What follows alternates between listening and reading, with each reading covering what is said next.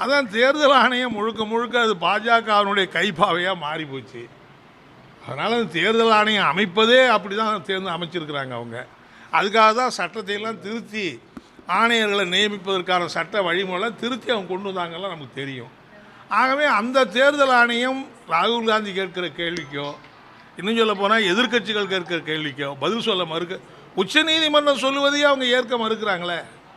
உச்சநீதிமன்றம் சொல்வதே ஏற்க மறுக்கிறாங்க. உச்சநீதிமன்றத்தில் இந்த வழக்கு இன்னும் நிலுவையில் இருக்குது, இன்னும் முடியல. அது முடிகிற வரைக்கும் கூட அவங்க காலதாமதம் இல்லாமல் தமிழ்நாட்டில் 12 மாநிலங்களில் எஸ்ஐஆர் அமல்படுத்துகிறாங்களே.